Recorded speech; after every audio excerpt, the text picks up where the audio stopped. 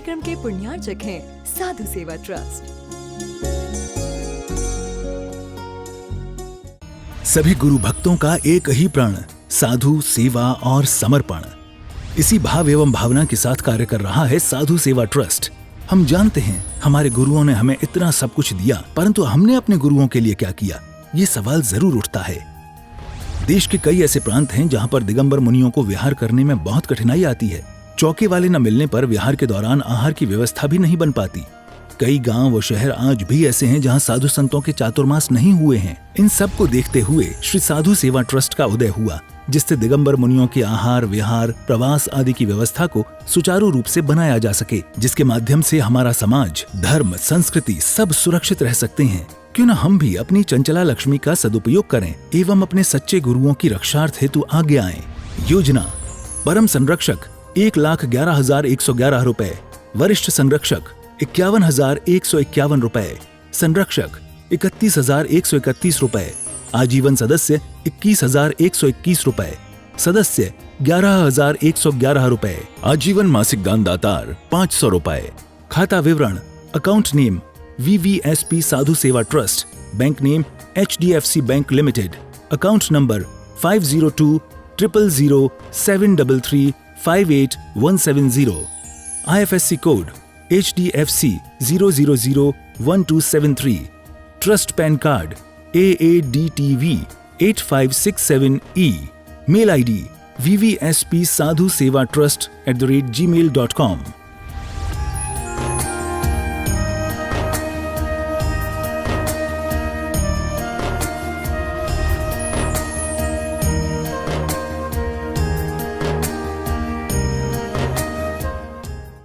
आत्मकल्याण के इच्छुक सभी उपस्थित धर्म प्रेमी पुण्यात्मा एवं महानुभाव, संसार में प्रत्येक जीव की एक ही इच्छा रहती है कि हम इस संसार की क्रियाओं को नष्ट करके, इस संसार को नष्ट करके दोबारा इस संसार में जन्म ना लें। क्यों? क्योंकि इस संसार में सुख दिखता है मगर ये सुख है नहीं। जितना जितना इस संसार में हम अटकते जा रहे हैं, जितना जितना इस संसार में हम अंदर अंदर जाते जाते हैं, उतना उतना दुख हमें मिलता जाता है। हमें ये एहसास होने लगता है कि ये संसार बुरा है, और फिर मन में एक ही चाह रहती है कि हम इस संसार को नष्ट कर दें। संसार है क्या, पहले इसे भी तो जाने।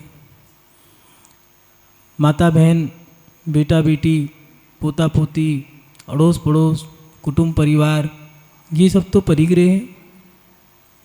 संसार है क्या? 4 गति जो हैं, नरक गति, तिरंच गति, मनुष्य गति और देव गति, ये 4 गतियाँ ही संसार है। इस 4 गतियों में जो भ्रमण हम कर रहे हैं, अगर हम धर्म कर रहे हैं और हमारी इच्छा ये है कि हम देव पर्याय को प्राप्त कर लें, तो फिर वो हमारी सोच गलत है। क्योंकि देव भी संसार में ही रहते हैं। मनुष्य बनना, ये सोच रखना, ये भी एक सांसारिक व्यक्ति की ही सोच हो सकती है। मोक्ष मार्गी तो भगवान से भी अगर मांगते हैं तो ये कहते हैं कि हे भगवान, मेरे दुखों का क्षय हो जाए, कर्मों का क्षय हो जाए, बस मेरी आत्मकल्याण के लिए मुझे अगर कुछ चाहिए भक्ति करने के बाद, तो आपके गुणों की संपत्ति मुझे मिल जाए, सुगति में मेरा गमन हो जाए। ये ऐसी चीज़ जो मांगते हैं, ये मोक्ष मार्गी व्यक्ति यही चीज़ मांगते हैं। संसारी व्यक्ति संसार की सामग्री मांगेगा। त्रियंच, मनुष्य, देव और नारकी, इन चारों गतियों से, 4 जीवों से बना है ये संसार, जिसको आप तरसनाली कहते हैं। फिर हम संसार में भ्रमण करते क्यों हैं? मिथ्यात्व के कारण। ये मिथ्यात्व हमें संसार में भटकन कराने का काम करता है। और ये मिथ्यात्व है क्या? ये मिथ्यात्व कर्म बनता कैसे है? इसके लिए आचार्य उमा स्वामी जी ने तत्वार सूत्र में 13वें नंबर के सूत्र में 6ठे अध्याय में हमारी इस जिज्ञासा का समाधान एक छोटे से सूत्र के माध्यम से इतना बड़ा रहस्यमय सवाल जो है, इस संसार को नष्ट कैसे करें, उन्होंने बहुत छोटे सूत्र से समझाया है। कोई छोटा मोटा सवाल नहीं है, क्योंकि संसार का प्रत्येक जीव एक समय पर यही चाहता है कि मुझे ये संसार छोड़ने का सूत्र मिल जाए। ऐसे नहीं, आप चिरंजीवी क्यों ना हो, मनुष्य हो, दानव हो, मानव हो, प्रत्येक व्यक्ति की यही चाह रहती है। क्योंकि एक कुछ हद तक ये संसार अच्छा लगता है। जैसे बाल्यकाल में तो विवेक ही नहीं है, खिलौने अच्छे लग रहे हैं, उसके बाद हम पढ़े नहीं हैं तो किताबें अच्छी लग रही हैं, लेकिन वही किताब जो आप पढ़ चुके हो अब आपको अच्छी नहीं लग रही है। जो भोग आपने भोग लिए हैं, जब तक नहीं भोगे तब तक मन में रहता है कि सुनो ये वस्त्र पहन लें, ये भोजन की जो सामग्री है वो खा लें, इसके बाद हमें अच्छा, और ये चीज़ हमने नहीं भोगी है, इसको प्राप्त कर लें तो शायद यही हमारी पूर्ति कर देगा। लेकिन उसको प्राप्त करने के बाद भी मन में यही चाह रहती है कि नहीं, इसके बाद भी कुछ है। और एक समय पर आकर के अंतरंग से आवाज़ आती है कि नहीं, जितना मैंने भोगा है वो सब व्यर्थ है, संसार अच्छा नहीं है और इस संसार को नष्ट करने का आप कोई उपाय करना चाहिए। ये जो सामग्री मैं इकट्ठी कर रहा था, ज़मीन जायदाद, रिश्ते, कुटुंब, नाते, ये सब तो दुख ही दे रहे हैं। जितनी मैंने सामग्री भोग ली है वो सब दुख दे के गई है और कुछ नया नहीं है। इस संसार को फिर नष्ट कैसे करूं? आचार्य उमा स्वामी जी ने तत्वार सूत्र में जो सूत्र दिया है वो सटीक सूत्र है। उसमें दिया है उन्होंने, केवली शुद्ध संग धर्म देवा वर्णवादो दर्शन मोह से। हम अपने इस संसार को बांधते कैसे हैं और संसार को नष्ट करने का उपाय क्या है? जो सूत्र दिया है, केवली शुद्ध, इनका अवर्णवाद करना। जैसे केवली कवलाहार करते हैं, कपड़े पहनते हैं, 10 प्रकार का जो परिग्रह है, लाठी रखना, मटका रखना, कपड़े पहनना, वस्त्रों को अंगीकार करना, और उसके साथ साथ केवली तो कवलाहार करते हैं, बोलते हैं, सब काम करते हैं। जबकि ऐसा किसी शास्त्र में नहीं लिखा है, लेकिन हमने ऐसा कह के उनके ऊपर जो वर्णवाद कर दिया है, ये क्या हो गया? इससे हमने उनका कुछ नहीं किया।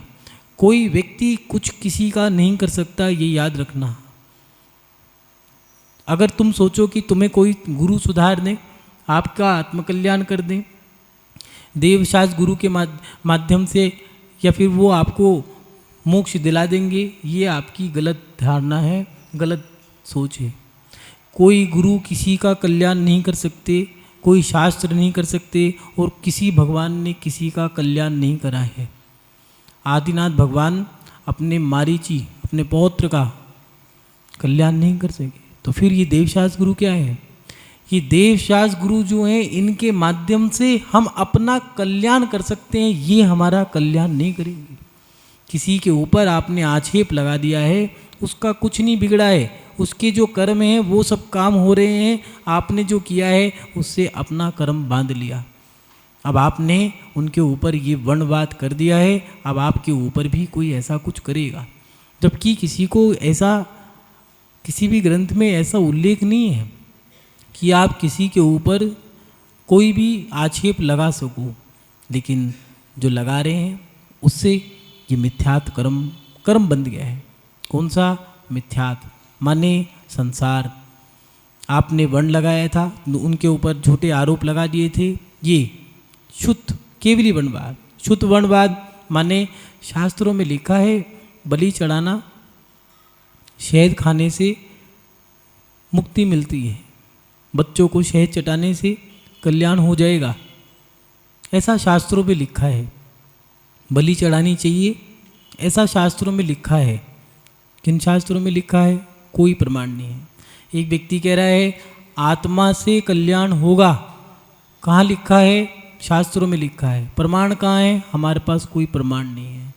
दीपक जलाने से हिंसा होगी, रोटी बनाने से हिंसा नहीं होगी क्या? जब अग्नि वहाँ जलाई है तो वहाँ भी अग्नि जलेगी। जब वहाँ अग्नि जली है रोटी बनाने के लिए, तो दीपक की अग्नि भी जलनी चाहिए। लेकिन वो कह रहे नहीं, टॉर्च से हम तो अपना काम कर लेंगे क्योंकि इसमें हिंसा होगी। अगर जलाते हैं तो शास्त्रों में लिखा है नहीं जलानी चाहिए। शास्त्रों की आड़ में अपने काम कर लिए हैं आपने, जो ये गलत क्रिया कर दी है, ये ये क्रिया अब आपको उसका दुष्परिणाम लगेगा। कैसे कैसे हम अपने कर्म बांध रहे हैं, ये कर्म आपके सटीक हैं, कोई नहीं रोक सकता। आपका पुरुषार्थ आपके ही कर्म बांधने में सहभागी बनेगा। आपने पुरुषार्थ कैसा किया है? पुरुषार्थ भी दो प्रकार के हैं, सम्यक पुरुषार्थ और मिथ्या पुरुषार्थ। कौन सा किया है? चाहते तो केवलियों की या शास्त्रों की आप अवर्णवाद ना करके वर्णवाद कर सकते थे। कितने अच्छे हैं हमारे भगवान, कैसे हैं वो आपने पढ़ा होगा ना, नासा पर है दृष्टि तुम्हारी, मोहिनी मूरत कितनी प्यारी, देवों के तुम देव कहाए, कष्ट जगत के दूर भगाए। एक ये है कि अपनी शब्दों की, अपने कंठ की, अपनी लेखनी का सबका सदुपयोग कर गए और भगवान का वर्णवाद कर गए, उनकी गुणों की प्रशंसा कर गए। और देखो आज सब लोग उसको पढ़ रहे हैं। एक वो है कि व्यक्ति इसी में ही लड़के मर गए कि उन्होंने शादी करी है, बच्चे करे हैं। एक कह रहे हैं नहीं उन्होंने शादी, वो इन दोनों में ही लड़ के मर गए हैं और मात रिजल्ट कुछ भी नहीं निकला, शून्य। और उसका रिजल्ट कुछ नहीं निकला, उन लोगों का रिजल्ट बेकार हो गया, परिणाम खराब हो गए और अंत समय में मरण भी अच्छे से नहीं कर पाए, हॉस्पिटल में चले गए, अटैक पड़ गया। काश गुरु चरणों में ही चले जाते।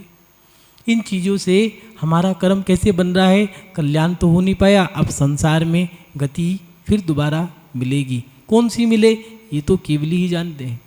इसलिए केवली अवर्णवाद, शुद्ध अवर्णवाद, उसके साथ साथ संग अवर्णवाद।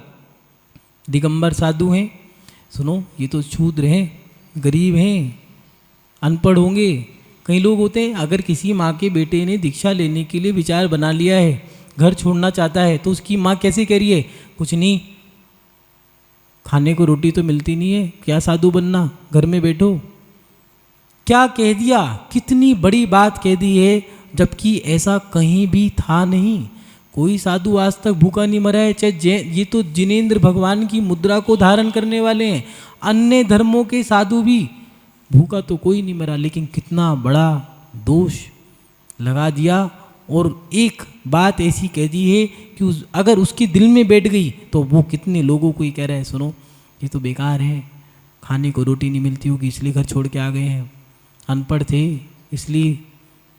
आचार्य कुंदकुन स्वामी जी ने दिया है, जो जाना दी अप्पाणम सो जाना दी सब बाणम। जिसने अपने आप को जान लिया उसने अब सब कुछ जान लिया, उसको कैसे अनपढ़ कह सकते हो?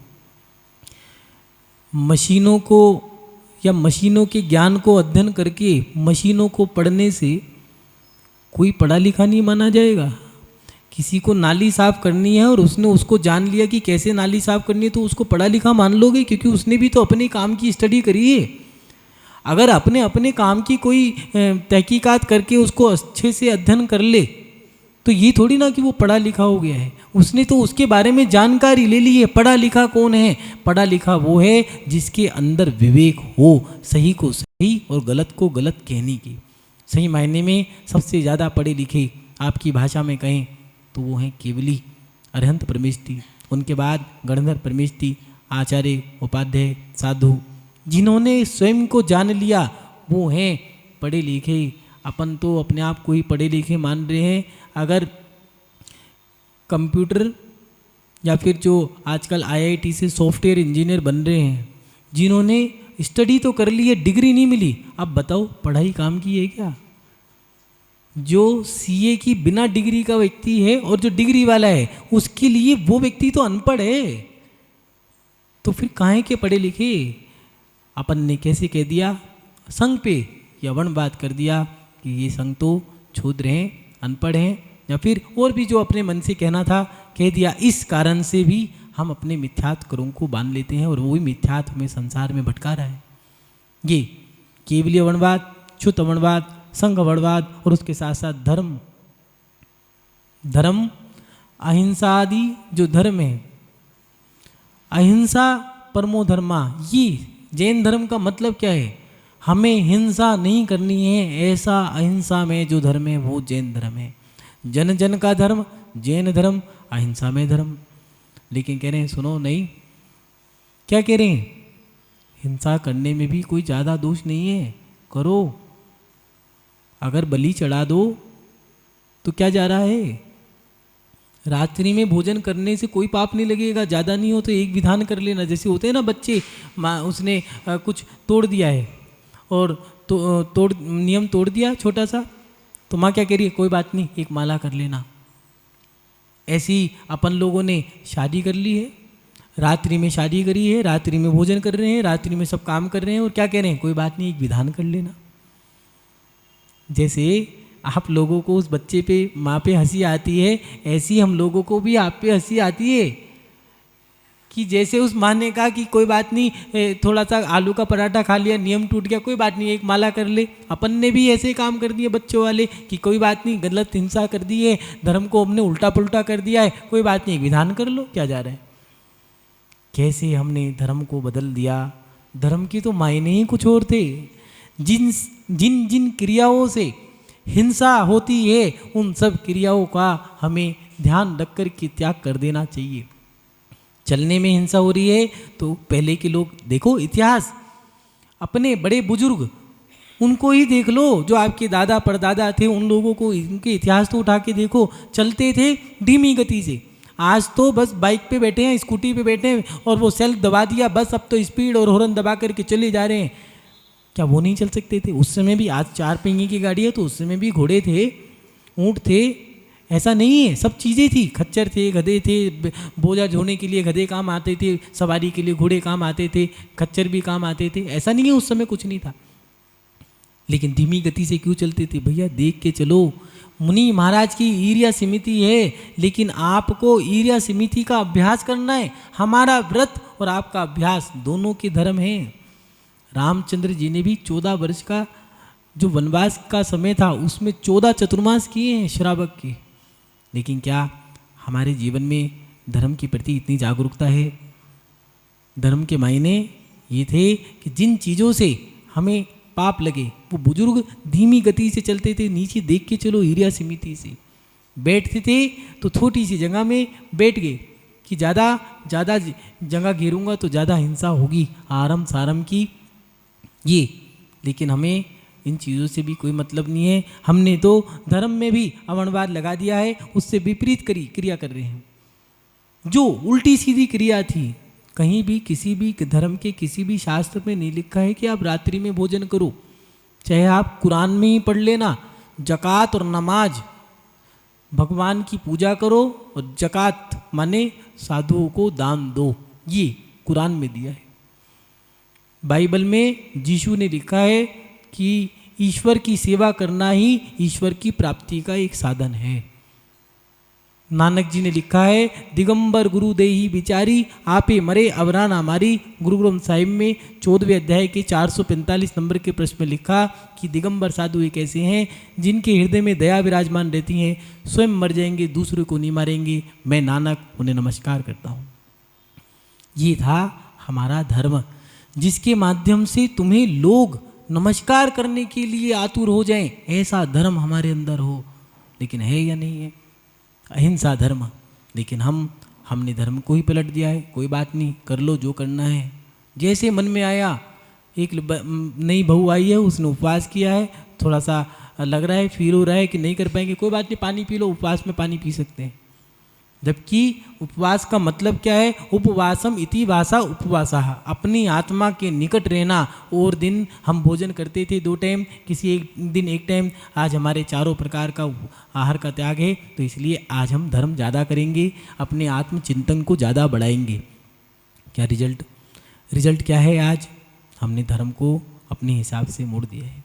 और उसके साथ साथ देव अमरवाद, माने देव तो शराब पीते हैं, शराब चढ़ाओ। हाँ, कई जगह तो ऐसी व्यवस्था है कि टनों शराब चढ़ती है, क्योंकि हमारे देव शराब पीते हैं, मांस खाते हैं, बलि चढ़ती है। जबकि ऐसा किसी ग्रंथ में नहीं लिखा है और उसका रिजल्ट हमारे सामने है।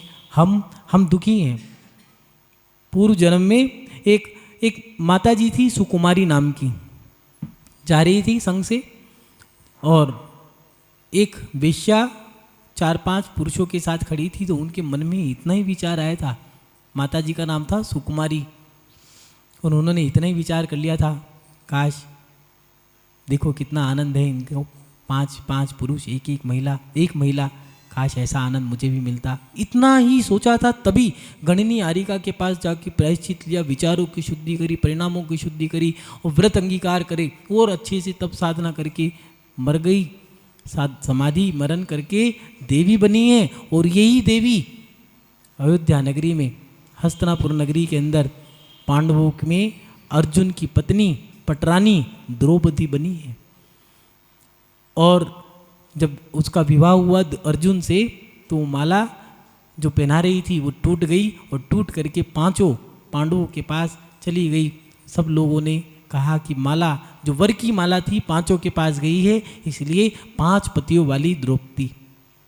मुनि महाराज से पूछ रही है कौन सा कारण रहा, मुझे 5 पतियों वाली कहा गया है, कोई छोटा मोटा दोष नहीं है, इतना बड़ा दोष, पंचाली के नाम से फेमस हो गई। तो कहने लगे पूर्व में दोष लगाया था, कितना आनंद आता होगा 5 पुरुषों वाली को, मैं काश मेरे साथ भी ऐसा होता, इसीलिए तुम्हारे साथ ये हो गया और आरोप लग गया। कैसे हम कर्म बांध लेते हैं। वर्णवाद किया था, वर्णवाद हो गया।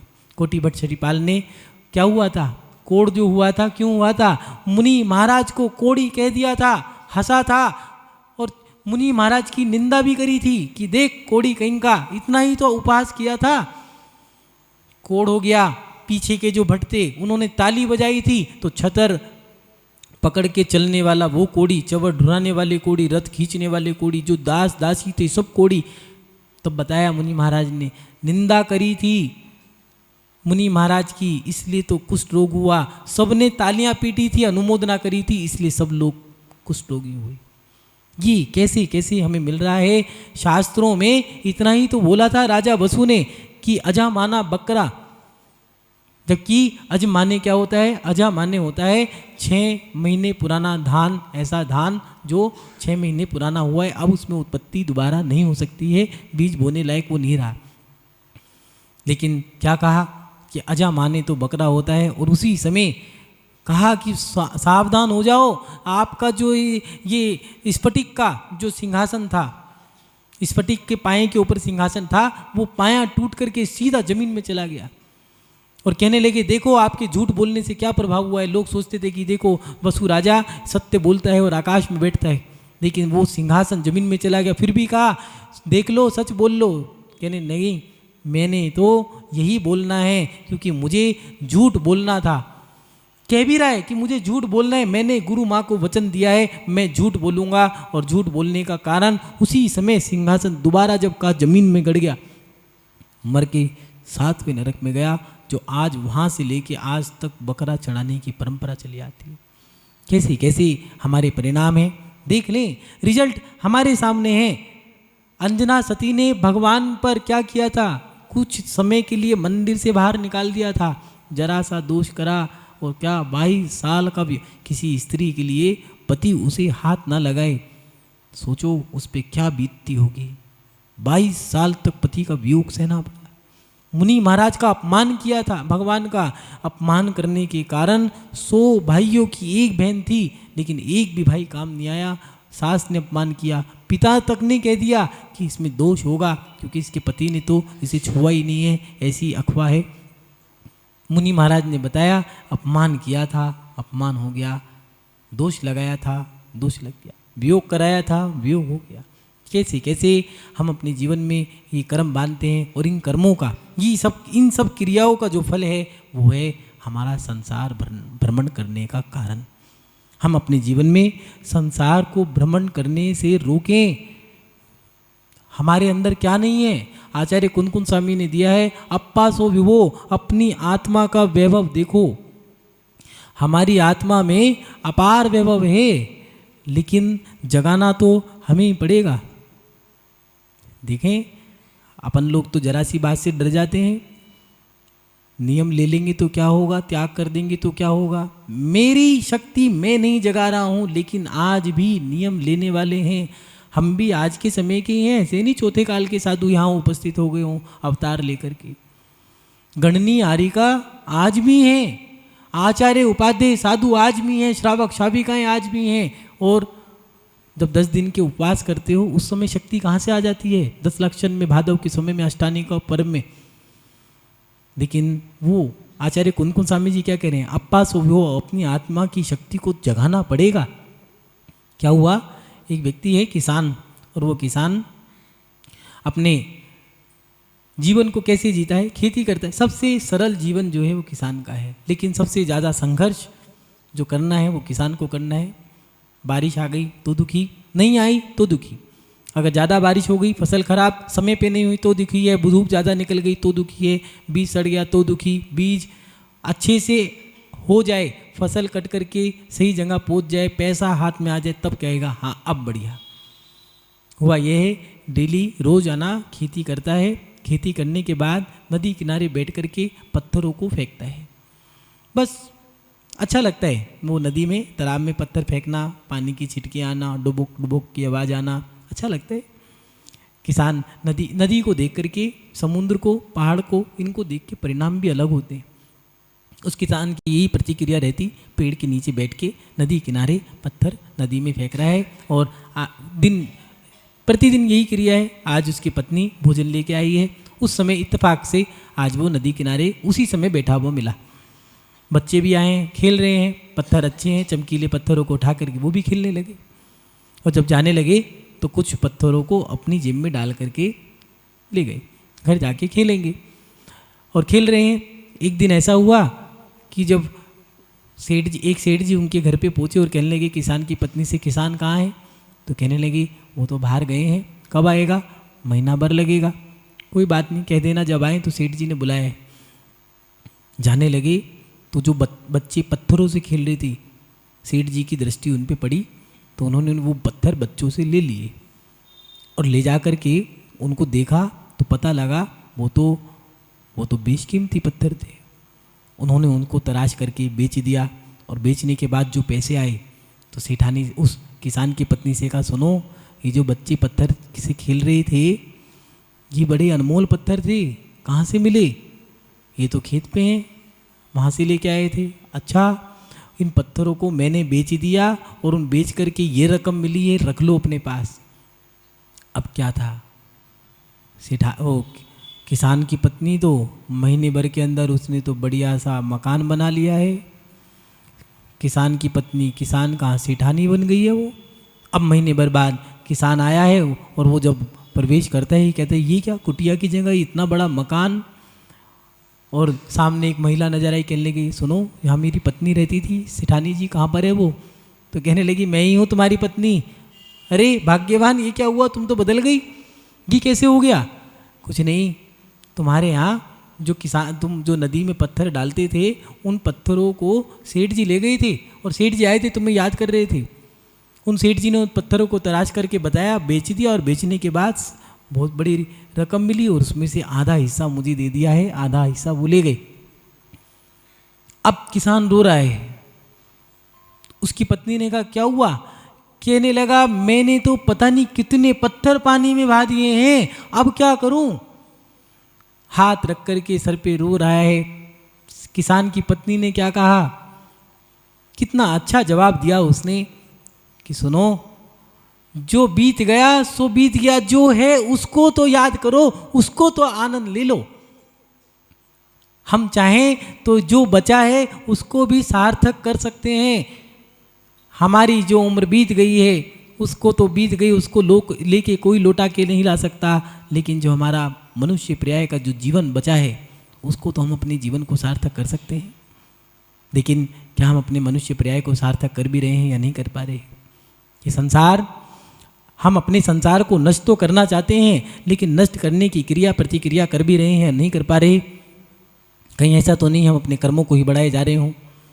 हम कहीं केवली और शुद्ध देव शास्त्र गुरु देव संघ इनके ऊपर ही अवणवाद करते जा रहे हैं। प्रत्येक व्यक्ति आज बड़े के ऊपर उंगली उठाना चाहता है, लेकिन उसकी विचारधारा ये नहीं, काश मैं अपने बारे में भी सोच लूं। इस कार्यक्रम के पुण्यार्चक थे साधु सेवा ट्रस्ट।